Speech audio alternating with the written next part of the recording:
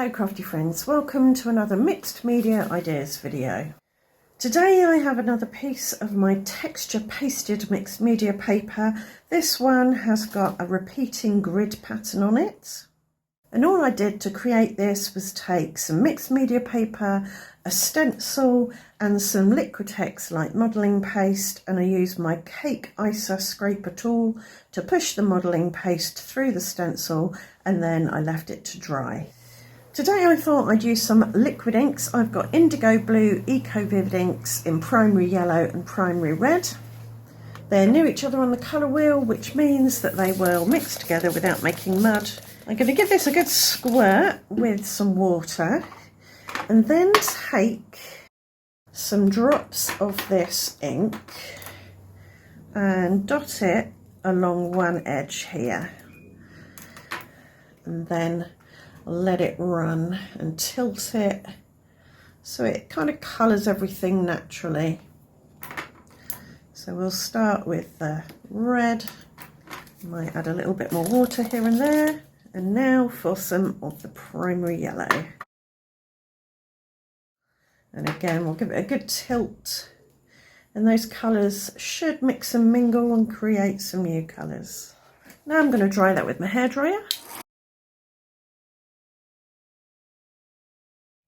That's still quite wet, but I've got rid of most of the really runny bits. I'm going to add some more here and there. You can see how it's rapidly spreading out because it's still wet. And now for some more tilting. Go a little bit more red up here. You can keep building up your colours as much as you like. I'm tilting this and dabbing it on a paper towel just to pick up excess liquid. And now I'm going to leave that to dry naturally. Actually, before I leave it to dry, I'm going to spatter on some metallic watercolour. I've got this white silverish watercolour, and I'm going to spatter that on, and that should diffuse out and leave some nice shimmery patches here and there. And now I'm going to leave it to dry naturally. Right, this has been drying for quite a few hours now, and I've got some vegetable glycerin here, which is similar to embossing ink, and I'll load up my brush with some of this. I don't want it sopping wet, I kind of want it dry brushy. And I'm going to drag my paintbrush across like this, so there's hardly any ink really on that. Now I'm going to sprinkle this embossing powder over. This is Wow Opaque Bright White Superfine. And that's stuck to everywhere that I got some of this glycerin. It's quite a lot, probably more than I wanted, but we can brush some off. Now I'm going to take another brush. This is completely dry, it's not got anything on it, and I'll knock some of that off. And I'm working in the same direction as the grid, so this way and this way. Tap some of that off. That's looking more like what I was imagining. A little bit less powder and more background. And now I'll melt that with my heat tool. So that white stands out really nicely against the bright colours of the background, and it's going to stay white. It's not going to absorb any of those colours. I think it might be time for a bit more shimmer and shine in the form of gold splats. And I'll dry that using my hairdryer so as not to remelt the embossing powder. So I'm liking the way this is looking. I'm going to cut this down into smaller pieces. So I managed to get 4 pieces and only had some very tiny strips left over, so that's pretty good. I've got 2 rectangles and 2 squares, all slightly different sizes. For this first card I'm going to use a rectangle. I've mounted it onto some smooth white card, the same as the card blank that I'm going to use. I'm going to give it a border of 1/8 of an inch, and I'll run around the edge with my beveling tool to neaten that up, and that can sit on the card in the middle, I think. I'll just eyeball that and make sure the bright panel is nice and straight on there. And this is a stitched white rectangle frame that I've cut from smooth white card. I'm going to place that using glue in the middle of my rectangle. It's not the same proportions, but I don't think that matters. I'm using my high tack glue because I want this to stick to the texture paste really well, and the texture paste has also got embossing powder on it, so it's not the most adhesive friendly surface. This card's given me dragonfly vibes, so I'm going to die cut a dragonfly. So I've cut one butterfly from white and one from some gold paper, one of the papers I bought back from Japan. I'm going to back the gold one with vellum and cut around it with my detail scissors. This will just give it some gossamer-like wings. I'm using high-tack white glue. You don't need much of it to stick things to vellum. Sometimes it does make the vellum curl, but if you only use a little bit, it doesn't. And if it does curl, then it usually flattens out as it dries. Now I'm going to put some glue on just the body and head of the white butterfly, and I'll place this on top but offset it so the white dragonfly is poking out below the gold one. I might chop the bottom one's head off though, so it doesn't stick out in a weird way. And now the white butterfly is going to get some glue, and I'll put some, not that much, on the frame as well. It's not a butterfly, a dragonfly, and that is going to go about there. For my sentiment on this card, I've die cut out a well done that I typed with my typewriter, and I've popped it down the bottom here. It fit really nicely in the bottom of the frame.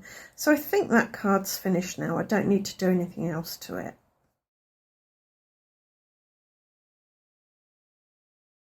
For the largest square, I mounted it on some smooth white card, gave it a border of 1/8 of an inch, and then mounted it on a card blank that's about 5 3/4 by 5 3/4 inches. And instead of a square frame, I'm going to use these whimsical circles, and to stick them down I'll use my glue dotter and some high-tack white glue. I'll pick up the glue with my glue dotter, dot it on the die cut, and then place that on the card. If you want to know how to make a glue dotter, there is a video linked below.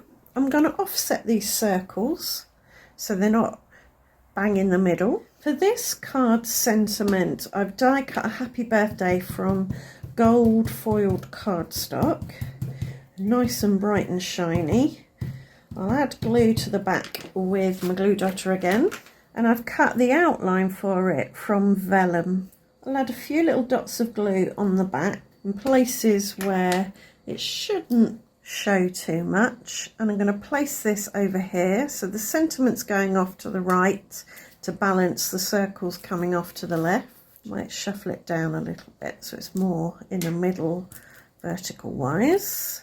I'm also going to add some gold foiled butterflies. Just put some glue behind the body area. So I've got a nice triangle there, and they're all flying in slightly different directions, so that brings in a sense of movement. And I'm going to use some pale gold Nouveau drops to add some gold domes to the little circles that are dotted about on these whimsical circles. It's a different gold to the gold foil, but that's okay. And that's card number 2 done.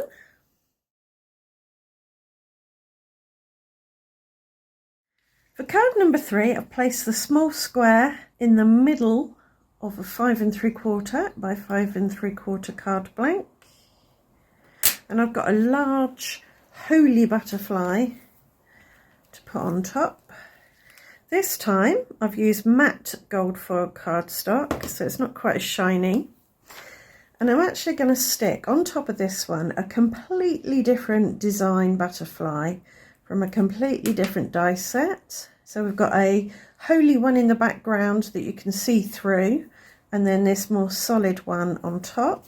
And to complete the ensemble, I have a butterfly body complete with head and antenna, and that's going to go on top. And to add dimension, I'm going to flood the head, thorax and abdomen with Morning Dew Nouveau drops. These will dry clear, but will give it a lovely dimensional glossy finish. These are self-leveling drops and they'll just relax into the shape of the butterfly body. And I'm going to leave this one like this because I've had a few requests for cards that don't have sentiments on, so that you can just use them for any occasion, and I think this one would work.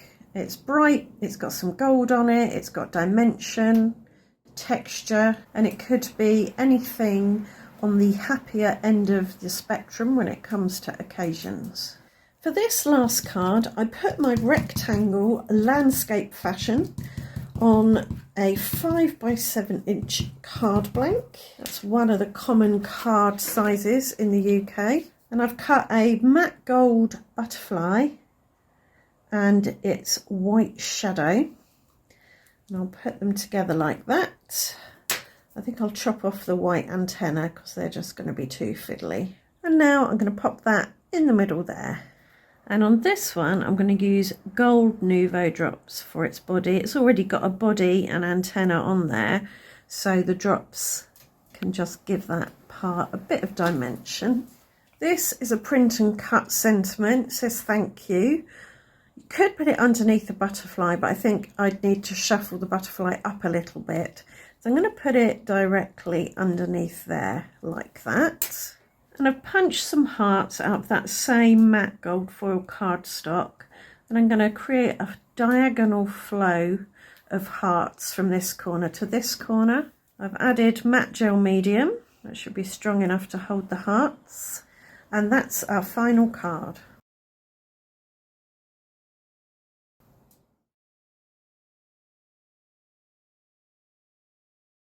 Right, that's 4 cards done from that one piece of stenciled mixed media paper, all of them quite different but unified by their backgrounds and the flying insect motif. Hope you've enjoyed the video, hope you've got some ideas from it, hope to see you back here very soon. Thanks for watching, bye for now.